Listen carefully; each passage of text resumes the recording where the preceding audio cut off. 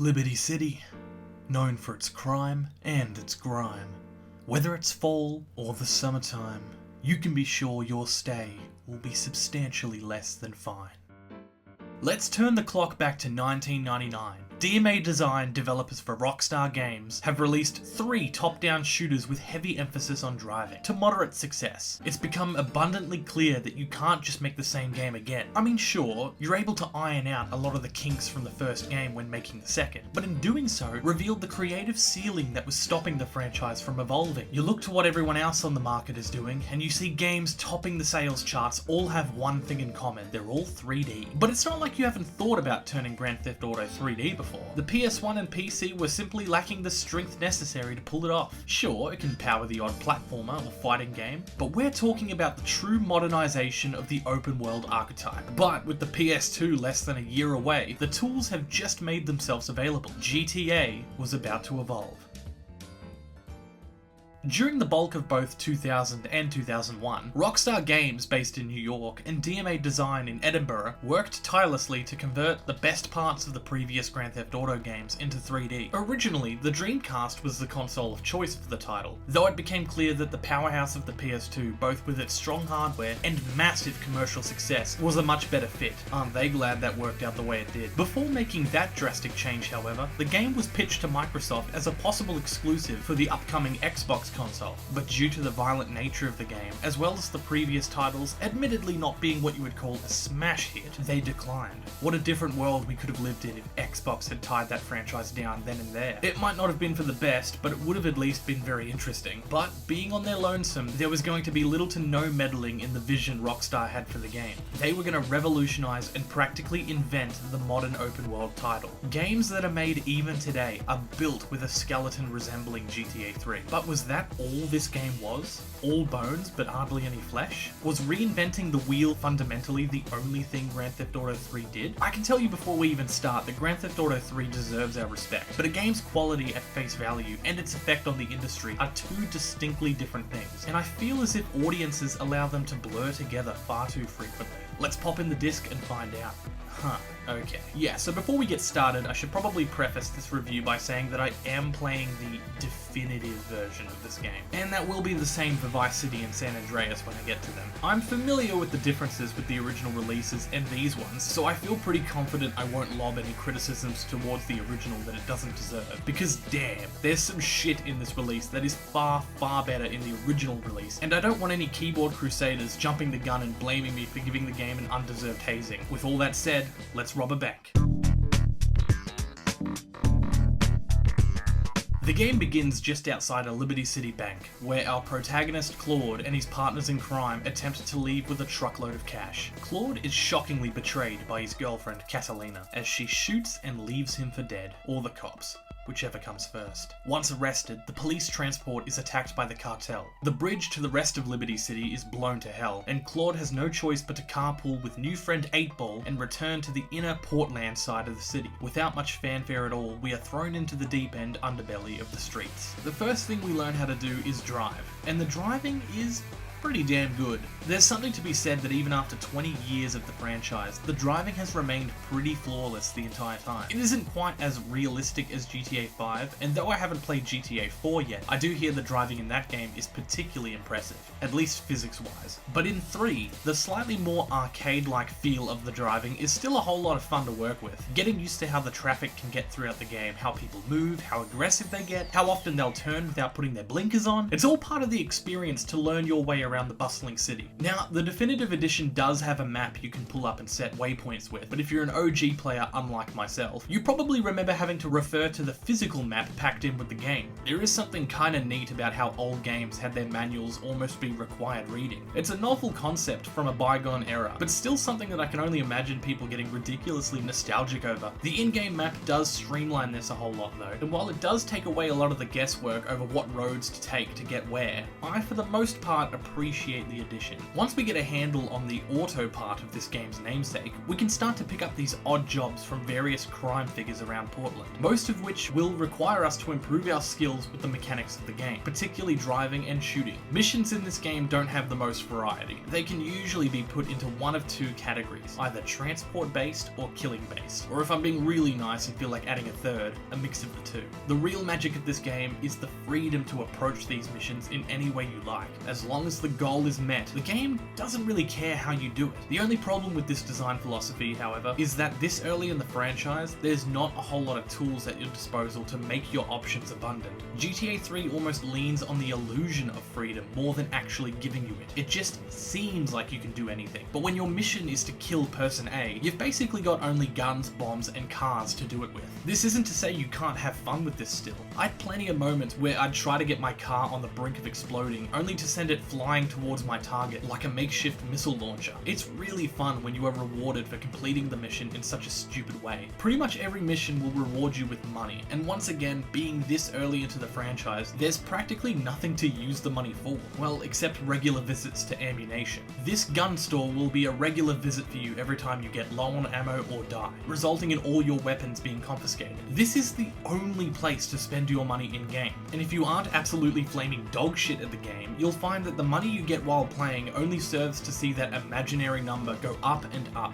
But I think we all know what one of the biggest draws of a GTA game is, and that's gaining and maintaining a wanted level. One of the mainstays of open world games is having something to actually do between main story missions. A lot of games these days will sprinkle in side quests or events to do as you traverse the map. GTA made itself famous with its wanted level system. Perpetrating crimes, however minor, will trigger a number of stars to start flashing in the top right of the screen. With a mix of continued crime as well as how long you manage to maintain said wanted level, you can cause the number of stars lit up to increase for a max of 6 stars. The difficulty of every star will naturally get much harder, with a 6-star wanted level being one of the most ridiculously hard things to maintain. With the full force of law coming to kill you with virtually no concern to their own life, cops will recklessly crash into you and shoot up your car, and it is very easy to go from full health to death in only a matter of seconds. But once you reach 6 stars, what next? Well, the real flex of skill is to then lose that wanted level without dying, evading the cops long enough for your wanted level to recede to nothing. There really isn't a whole lot of meat to the wanted level system, but it is conceptually rich and jacks that part of your caveman gamer brain that just finds things fun, going on an unspeakable rampage for no other reason than you can. This gameplay loop no doubt had a lot to do with the controversy this series has got itself into time and time again with every release, but that's not for me to talk about. One of the easiest ways to lose the cops is by respraying your car. Heading to one of these body shops will not only change your paint job, but fix up your busted ride as well. And as long as you're not an idiot, you can get away with your crime scot-free. If you have a death wish, however, shooting these cops is another strategy, I suppose. Now, the shooting in this game is kind of funky. I'm not entirely sure how much the definitive version of the game differs from the original, as I don't have access to the original to directly compare. But the shooting almost feels as if the tip of your gun and your enemies have this really strong magnetic relationship, but almost too strong. It's a little hard to explain, but it feels as if the game is always choosing who you're going to shoot instead of you choosing yourself. GTA 5 in comparison feels as if you have a lot more in control of who you're going to aim at when you rise from cover, but GTA 3 just kind of does it for you, and depending on how much fire you're taking, it can be a bit of a detriment. When enemies start to walk around with shotguns and other higher damaging weapons, it almost seems kind of stupid to keep carrying a pistol, but without proper covering mechanics, it does feel like the best course of action is to start hopping around mindlessly and aiming when you feel like you've got a window to do so. Just more of that early 2000s jank that even the best games couldn't avoid. You can also shoot directly out of the driver's side of your car, which honestly feels like the best cover when you're not taking that much damage. But depending on how much fire you're taking, the car can just end up being your pre-bought mobile coffin, blowing up even after a few close-range shots from a shotgun. As we complete more and more story missions by heading to these letter emblems on our map, we'll start to make acquaintances with more crime-related characters. Each character has their own missions that at certain points in the game can be done in any order you like. There really isn't a ton of advantage to doing them out of order, other than, again, that illusion of freedom, but it is kind of nice. It does, however, get a bit precarious when one mission can become inaccessible because a character involved in it dies because you did one mission out of order, forever locking your file out of full completion because they wanted you to be able to pick the order you do things. I forget exactly which one it is, but that type of nonsense can be a bit silly. Eventually we get to meet up with 8-Ball again, who needs our help to take out a cartel ship.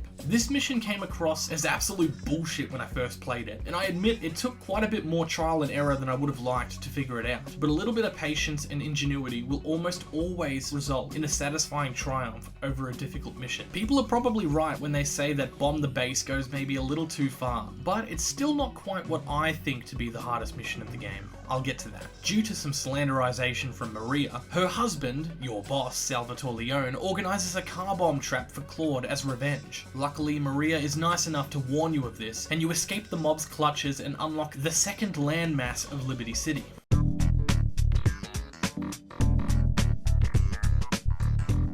In contrast to the more industrial, market-like streets of Portland, Staunton is the home of big business, the high-rise capital of the city, where the rich look down on the lowly street-level crime. Now would be as good a time as any to talk about the visuals of the game. Obviously, as I mentioned before, I am playing the definitive version on my PS5, but I'm not oblivious to the differences this has to the original counterpart. Trading in baked-in lighting for a dynamic system when the original did not account for that feels like such a stupid mistake that even an idiot would steer you in a different direction. Sometimes it feels as if developers forget how often different aspects of games need to work in tandem to achieve a specific goal, and if you adjust one thing, you can throw off the entire balance of a game. Take some of the cutscenes for instance. Because the remastered version relies on the in-game lighting sources, some of these cutscenes are lit horrendously bad. Like, so bad I doubt they even played much of this game before they shipped it out. They also smoothed out a lot of the character models to the point where everyone looks like a slightly squished claymation version of themselves. Now, that's not to say the original was stellar in the visual department, far from it, but at least that had the excuse of coming out in 2001. The graphics didn't try to be anything special, and because of that, the simpler graphics come across a whole lot more organically. You can't just artificially smooth out a 500 polygon PS2 model and expect it to look remastered. Anyway, this whole rant is not really directed towards GTA 3 specifically, so I am kind of getting off track, but if I don't bring up how crap this definitive version looks, I know I'll get comments about it, which makes me think I'll have to bring it up in my Vice City and San Andreas video as well. I'll cross that bridge when I get to it. Design-wise, Liberty City isn't some crazy geographical achievement. Being a bustling Big Apple analog is one of the more boring generic city picks to go for, but again, this game is doing a lot of legwork that every future game won't have to do. It's not an excuse, but still worth pointing it out. I just feel as if we get way too many New York set games. Give me more games set in other US cities, or hell, just other international cities in general. When's the last time you played a game set in Australia? I just want more variety in my visual cityscapes is all. Though we don't immediately have return access to the previous island, when we do, we'll see that gang activity that was once slightly aggressive and constant is now that but tenfold. Betraying the Mafia has had a legitimate effect on the city. Now even more gangs will rush us if they even hear us turn a corner on their side of town. This type of open world adaptation is still something that doesn't happen that much in modern open world games, even in future GTA games. It feeds once again into that illusion of a living, breathing world. Even though more gangs getting up close and personal is usually really goddamn annoying, you almost only have yourself to blame. I mean, you are the one that killed their boss. What did you expect? If you're like me and you've been playing for hours straight already, you're probably wondering how to save the game. Head to any of the safe houses labeled on your minimap and you save not only the game, but the car you happen to be driving into the garage. Usually I would just save the car that had the flames on it. If you didn't know, flames means the car goes very fast. Now let's say I don't want to continue the story for now. I'm bored of it, and I don't really want to go on a wanted level rampage either. Is there anything else of substance that I can do in this game? Well, there are a few side missions I mentioned earlier. Accessing a payphone can trigger some alternate missions that range from street races to assassinations, or even these RC car missions. They really only serve to break up the monotony of strictly following the story missions, as they still only reward you with money. Other things you can do are these off-road missions that really test your patience with the car physics. Seriously, did they think this margin of error, or more realistically lack thereof, was appropriate for these missions? Or you can explore the city and collect these indistinct packages. There's 100 of these around the world, usually hidden in areas off the main roads. The reward for getting all of them being a rocket launcher and $1 million.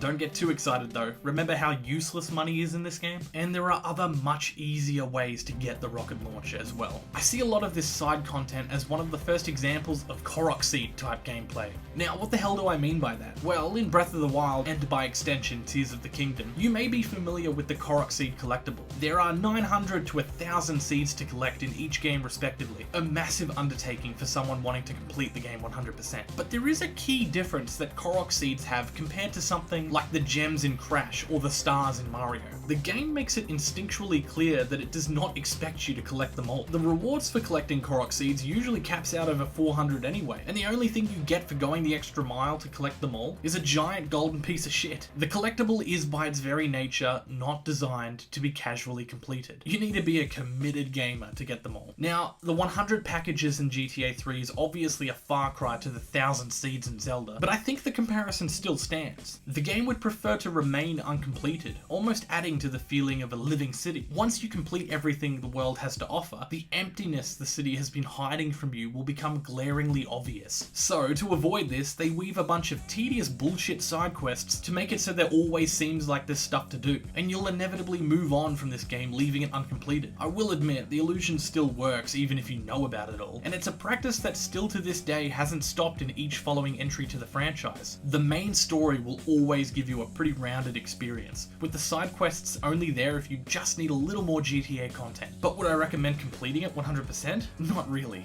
Continuing with the story, we get to use a boat, which is really just a car with worse steering. Like, it's pretty bad to pilot in close quarters. I'll give them another game to try and work out these kinks. Luckily, there's not much reason to use a boat in free play. After that, we get to meet Ray Machowski, a corrupt cop who, for some reason, decides to conduct all his business from a park bathroom. So because of that, I'll affectionately refer to him as the Toilet Man. So, the Toilet Man gives you even more odd jobs to do, which eventually leads you to meeting billionaire media mogul Donald Love. As the game goes on, you meet a bunch of colourful characters like the aforementioned Donald Love, who all have these seedy but ultimately entertaining personalities, something the franchise would continue to do. However, a strike against GTA 3 in particular has to do with the fact that your main character Claude doesn't speak. These voiced characters end up feeling as if they're acting to no one. In an attempt to have a silent protagonist to connect more to the player, they set themselves at such a huge disadvantage when characters can't really interact with other characters. Even then, I think there's only a small handful of moments where an actual voiced conversation happens between two people in this game. This would obviously see a pretty drastic adjustment in the next game, but for now it feels like the unfortunate byproduct of outdated protagonist design. But enough of that. We need our game face on as we're about to play the hardest mission in GTA 3.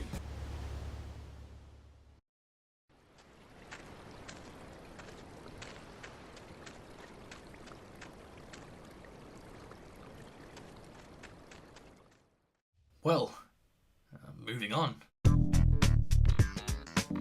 In a shocking turn of fate, Claude's ex-girlfriend and serial abuser Catalina returns to abduct Maria and bait Claude into a trade, $500,000 for Maria's safe return. Hey, well, I guess there was something else to use your money for. Though through regular gameplay, you should definitely have $500,000 by this point anyway, so no big deal. Turns out, big shocker, Catalina set you up and plans to escape Liberty City and leave you to be shot dead by her crew. This mission, titled The Exchange, was the hardest mission for me by a long shot. I've heard the mission Sam and Grand Theft Aero thrown around as potentially being harder for some, but for me, it was for sure this last mission. But once again, after yelling at my screen and attempting to brute force my way to the end, I was ultimately left with more satisfaction when I stopped, assessed the mission, and took my time figuring it all out. Your health and ammo in this mission is particularly something to conserve, and figuring out the best way to use them both was met with a surprising amount of joy, eventually rescuing Maria and blowing up Catalina. And that's really the bulk of how I feel about Grand Theft Auto 3 as a whole. The game is bullshit, like mega super duper bullshit, but if you stick to playing how you want and don't try to get any more out of it than it has at face value, you can definitely find some easy fun. But I have to be honest guys, this game kinda has nothing on the future games. At the moment I'm writing this, I've played through Vice City and the bulk of San Andreas, and of course, I've played GTA 5 more times than I can count. And I think 3 just had to be the game that came first. There's no bad blood against it or anything, someone had to do it. One of these games had to come first, and be the one to establish a strong foundation, strong enough to allow future games to simply build on top of it, skipping the concept stage and going straight to adding even more flesh to the franchise. GTA 3 is the start of something incredible. It doesn't take a genius to see the projection of the franchise. Rockstar knew this and proceeded to capitalize on it. So,